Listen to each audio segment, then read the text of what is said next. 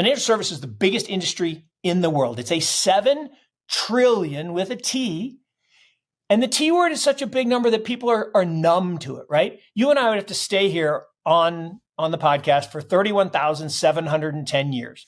It's such a fascinating topic because, to your point about adaptation and change, the market is changing, right? If you go back to the earliest days, 2009, I call it kind of 2009 to 15 was the first they ignore you phase, right? A bunch of nerds and geeks playing through magic internet money. I mean, there were a lot of OGs, just unbelievable people, Max and Roger. And I mean, there's just a lot of people back then, Charlie, and they got it and no one else did. But everyone just ignored it, right? It wasn't real. It was magic internet money. You guys knock yourself out, it'll disappear.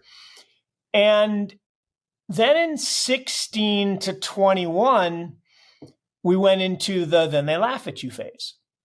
And that was when we were trying to build our business. And literally, we would call 100 people to market our funds.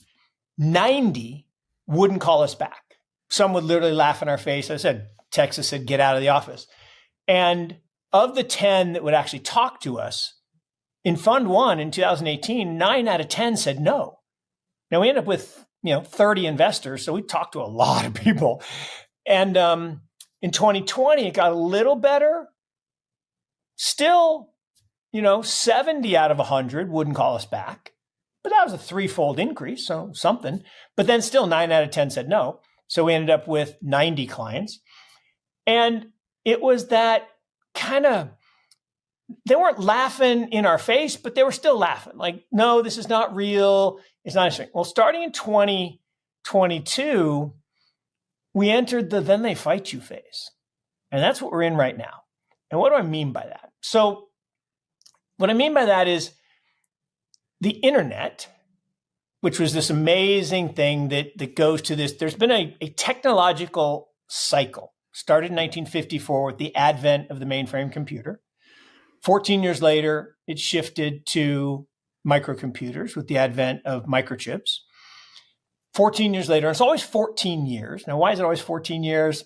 My theory is it's half a generation, and it's because young people invent everything new. The internet disrupted media and commerce. All the value that was in ABC, NBC, CBS went to Netflix. All the value of mom and pop stores went to Amazon. This entire 30-year period has seen a massive shift, but it's tiny compared to financial services. Financial services is the biggest industry in the world. It's a 7 trillion with a T. And the T word is such a big number that people are numb to it, right? You and I would have to stay here on the podcast for 31,710 years, which is great. Good looking as you are, as much as I like to talk, that would be painful. 31,710 years, $1 a second. That's 1 trillion. So 7 of those babies get spent, extracted, stolen, I will argue, from us every year because of trust. We have to trust the banks, the brokers, the insurance companies, the title companies, that our money, which is no longer our money, or you put the money in the bank, it's the bank's money, and you have an IOU, but we trust that they're going to take care of it. Well, what blockchain does, and what Bitcoin as the perfect use case for blockchain, as perfect money, what it does is it disrupts that fundamental industry, and we go from trust to truth. And this is such a monster deal. And it's so big, right? And so resisted by the banks. And this is where I'm going to circle back to the answer, right? Which is in the olden days, right? I lent you money. I lent you $100 and I'm old. I wrote in my papyrus tablet that you owe me $100. And you come back a year later with 110 to pay me back, and I'm an unscrupulous guy. I've changed the number to 200. I'm like, Anthony, you owe me 220. You're like, Bubba, I only borrowed 100. You blew it. You trusted me. I was not trustworthy. So the Medicis, right? Some of your forefathers, way back, maybe not your forefathers, but somebody's forefathers, way back then, 838 years ago, said, you know what? That's a bad system. Anthony, you write down a number. Mark, you write down a number. And we, the benevolent Medicis, for a small fee, will make sure the numbers match. But here's the problem. In that year while you're out earning the $10 to pay me interest, I go to the Medicis and I say, you know what? I'm going to change my number to 200. I'll give you half. They're like, done.